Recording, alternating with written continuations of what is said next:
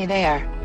Subscribe to my channel and also press this bell icon so you can get latest video notifications. இறை இயேசுவில் பிரியமான அன்பு நெஞ்சங்களே, உங்கள் அனைவருக்கும் புத்தாண்டு மகிழ்ச்சியான பெருவிழா வாழ்த்துக்களை அன்போடு தெரிவித்துக் கொள்கிறேன். 2021 ஆண்டிலே இன்று நாம் காலடி எடுத்து வைத்திருக்கிறோம்.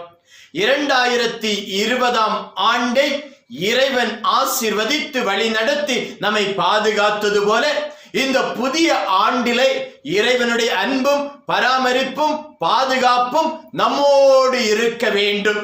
கடந்த ஆண்டிலே எதிர்பாராத நிலைகள், கொரோனா தொற்று என்ற நோய், அதன் வழியாக வீழ்ந்த பொருளாதாரம் என்று பலவிதமான பேரழிவுகளை நம்முடைய உலகம் சந்தித்தது. ஆனால் இந்த வருடம் இறைவனுடைய ஆசீர் நிறைந்த வருடமாய், இறைவனுடைய அன்பு நிறைந்த வருடமாய், கலக்கம் இல்லாத வருடமாய், நோய் தொற்றுகள் இல்லாத வருடமாய் அமைய இறைவனை வேண்டுகிறேன், வாழ்த்துகிறேன். அனைவருக்கும் மீண்டும் ஒரு முறை புத்தாண்டு நல்வாழ்த்துக்கள். இயேசுவில் பிரியமானவர்களே, இந்த ஜனவரி 1 வருடத்தின் முதல் நாளை நம்முடைய கத்தோலிக்க திரு அவை ஆனது அன்னை மரியாளினுடைய கரங்களிலே ஒப்படைத்திருக்கிறது.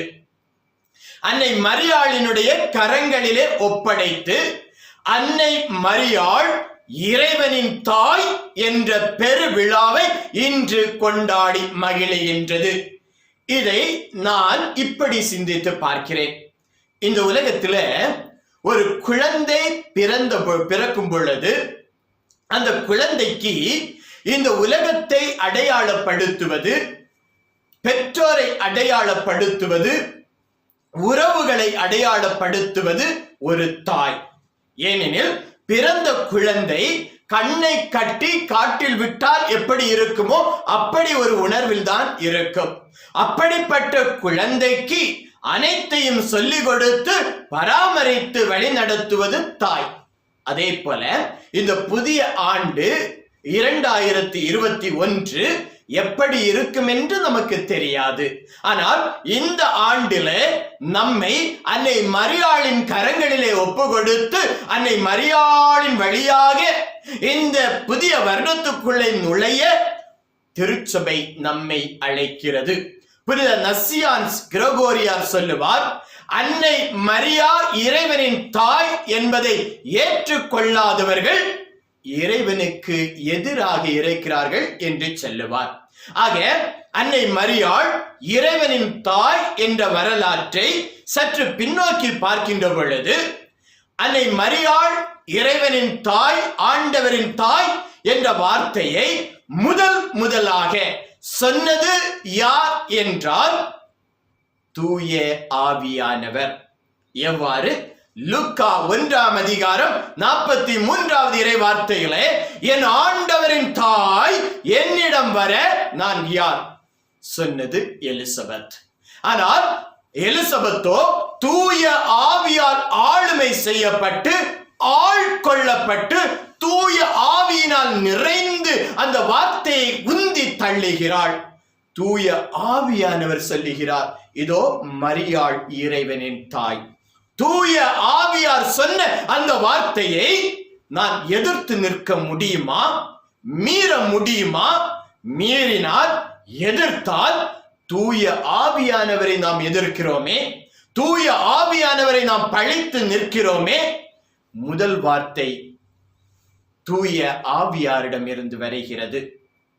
திருச்சபையிலே அன்னை மரியாள் இறைவனின் தாய் என்பதை முதலாக சொன்னது யார் என்று பார்த்தால் ஹிப்போலிட்டஸ் என்பவர் இறைவனின் தாய் என்பதை முதலாக சொல்லுகிறார். ஆனால் இதை எதிர்த்து அன்னை மரியாள் இறைவனின் தாயே கிடையாது என்பதை எதிர்த்து சொன்னவர் நெஸ்டோரியஸ்.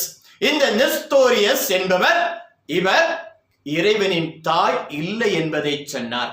ஆனால் அவர் சொன்னதற்கு எதிர்ப்பு தெரிவித்து அன்னை மரியாள் ஆண்டவரின் தாய்தான் என்பதை அலெக்சாந்திரியா சிரில் என்பவர் உறுதிப்படுத்துகிறார். இப்படி இரண்டு விதமான குழப்பம் மனநிலைகள் இருந்த தருணத்தில் தான் கிபி 431 எபேசிலே திரு சங்கம் கூடியது. இந்த திரு சங்கத்திலே கூடிய திருச்சபையினுடைய தந்தையர்கள் அன்னை மரியாளினுடைய வயிற்றிலே இயேசு இருந்த பொழுதே மனிதத்தன்மை இறைத்தன்மை இரண்டும் பெற்றவராய் கடவுளாய் இருந்தார் என்பதை உறுதிப்படுத்தி அன்னை மரியாள் இறைவனின் தாய் என்பதை இந்த உலகிற்கு பிரகடனப்படுத்தினார்கள். ஆக அன்னை மரியாள் இறைவனின் தாய் என்பது உண்மையானது. இதில் எந்த மாற்றமும் கிடையாது. ஆவியானவர் சொன்னதை நாம் பழிக்க கூடாது. அடுத்ததாக நாம் பார்க்கின்ற பொழுது தாய் என்று சொன்னால் அதற்கு ஒரு சில விதிகள் உண்டு. என்ன விதி என்றால், தாய் என்பவள் ஒரு கருவை தன்னுடைய வயிற்றிலே சுமக்க வேண்டும், சுமந்ததை பெற்றெடுக்க வேண்டும், பெற்றெடுத்த பிறகு பாலூட்ட வேண்டும். இந்த மூன்று நிலைகளும் தான் ஒரு பெண்ணை தாய் என்று அங்கீகரிக்கிறது. இங்கு அன்னை மரியாள் இயேசுவை கருவாக சுமந்தாள், இயேசுவை பெற்றெடுத்தாள், இயேசுவுக்கு பாலூட்டினாள். அப்படியெனில் தாய் என்பது இங்கு நிரூபணம் ஆகிறது. ஆக ஆண்டவரினுடைய தாயாக இருக்கக்கூடிய நமது தாய் இன்று நமக்கும் தாயாக இருக்கிறார்கள். அன்னை மரியாள் தன்னுடைய வாழ்க்கையிலே 7 பயணங்களை மேற்கொண்டார். தனியாக இல்லை, இயேசுவோடு மேற்கொண்டார்கள். இன்று இந்த புதிய ஆண்டிலே அன்னை மரியாள் இந்த 2021 ஆண்டு முடிவு வரை நம்மோடு பயணம் செய்ய வேண்டும். இயேசுவோடு இணைந்தவர்கள் நம்மோடு பயணம் செய்ய வேண்டும். அந்த வாழ்க்கை பயணத்திலே அவர்களுடைய பாதுகாப்பு, அவர்களுடைய பரிந்துரை நம்மோடு இருக்க வேண்டும் என்று நாம் கேட்போம். முதலாவதாக எலிசபெத்தை தேடி வயிற்றிலே கருவோடு பயணம் மேற்கொள்கிறார்கள். எதற்காக இந்த பயணம்? தன்னுடைய உறவினரை பார்ப்பதற்காக. தன்னுடைய உறவினரும் கருவுற்றிருக்கிறார்களே, அவர்களுக்கு உதவி செய்ய வேண்டும் என்பதற்காக அந்த பயணமானது அமைந்தது. அப்படியெனில் இன்று நம்முடைய வாழ்க்கை பயணத்திலே உறவுகளை தேடி நாம் செல்ல வேண்டியிருக்கும். உறவுகளை தேடி சென்று உதவிகள் செய்ய வேண்டியிருக்கும். உறவுகளை நாம் வளர்த்துக் கொள்வோம். உறவுகளோடு நம்முடைய உறவை நாம் புதுப்பித்துக் கொண்டு அன்னை மரியாளை போல மாறுவோம். இரண்டாவதாக பார்க்கின்ற பொழுது எலிசபெத்தினுடைய வீட்டிலிருந்து நாசரத்தை தேடி வருகிறார்கள். தன்னுடைய புகுந்த வீட்டுக்கு வருகிறார்கள். அப்படி பார்க்கின்ற பொழுது ஒரு பெண் பிறந்த வீட்டிலிருந்து புகுந்த வீட்டிற்கு வந்த பிறகு அந்த பெண்ணினுடைய வீடாக இருப்பது புகுந்த வீடு, பிறந்த வீடு அல்ல.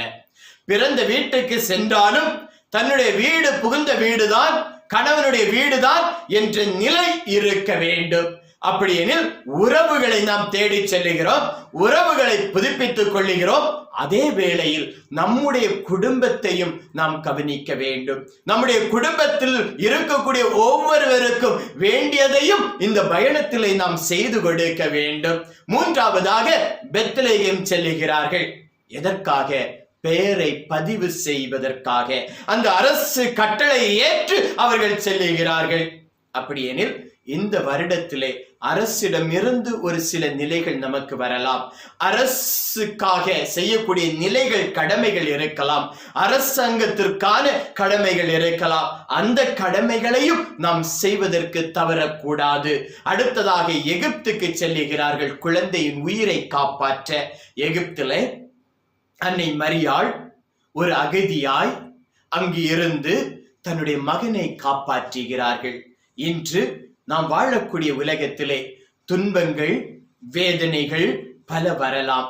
நம்முடைய உயிரை கையில் பிடித்து கொண்டு வாழக்கூடிய சூழல் வரலாம். ஒரு இடத்திலிருந்து வேலைக்காக, படிப்புக்காக இன்னொரு இடம் செல்லக்கூடிய நிலைகள் வரலாம். அன்னை மரியாள் நம்மோடு பயணம் செய்து நம்மை பாதுகாக்கிறார்கள் என்பதை நாம் புரிந்து கொள்ள வேண்டும். அடுத்ததாக ஐந்தாவதாக அவர்கள் எகிப்திலிருந்து சொந்த ஊர் நோக்கி வருகிறார்கள். அகதி நிலையிலிருந்து அவர்கள் திரும்பி வருகிறார்கள் என்றால் நம்முடைய வாழ்க்கையிலே அந்த நிம்மதியான நிலையை, நம்முடைய ஒரு வாழ்க்கை குடும்பம் என்ற நிலையிலே குடும்பத்தோடு மகிழ்ச்சியாக இருக்கக்கூடிய அந்த வாய்ப்பை ஆண்டவர் இந்த வருடத்திலே நமக்கு தருவார் என்பதை நாம் உணர வேண்டும். 6வதாக தேவாலயம் செல்லுகிறார்கள். நம்முடைய வாழ்க்கை பயணத்திலே ஆலயத்தோடு நமக்கு இருக்கக்கூடிய உறவை நாம் புதுப்பித்துக் கொள்ள வேண்டும். ஆலய வழிபாடுகளிலே நாம் கலந்து கொள்ள வேண்டும். ஆலயத்திற்கு செய்ய வேண்டியதையெல்லாம் செய்ய வேண்டும். அதை தான் மரியா செய்தார்கள். இறுதியாக சிலுவை பயணம், இயேசுவோடு இணைந்த பயணம். இந்த ஆண்டிலே துன்பங்கள் நமக்கு வந்தாலும், நோய் நொடிகள் நமக்கு வந்தாலும், அன்னை மரியாள் நம்மோடு பயணம் செய்து நம்மை பராமரிப்பாள், பாதுகாப்பாள், பரிந்துரை செய்வாள் என்ற நம்பிக்கையோடு இந்த ஆண்டை அன்னை மரியாளினுடைய கரங்களிலே ஒப்பு கொடுத்து ஜெபிப்போமா. இரக்கம் நிறைந்த ஆண்டவரே, 2020 ஆண்டிலிருந்து 2021 ஆண்டை காணச் செய்ததற்காக உமக்கு நன்றி கூறுகிறோம். இந்த ஆண்டிலே எங்களையும் எங்கள் குடும்பங்களையும் உறவுகளையும் அன்னை மரியாளினுடைய பாதுகாப்பிலே ஒப்பு கொடுத்தீரே அப்பா. இந்த ஆண்டு முழுவதும் அன்னையினுடைய பராமரிப்பு எங்களோடு இருந்து வழி நடத்தவும், எங்களுடைய வாழ்க்கை பயணத்திலே அவர்கள் எங்களுக்காக பரிந்து பேசவும், உம்முடைய ஆசீரானது எங்களோடு நிலைத்து நிற்க வேண்டும் என்று எங்கள் ஆண்டவராகிய கிறிஸ்து வழியாக மன்றாடுகின்றோம். ஆமென்.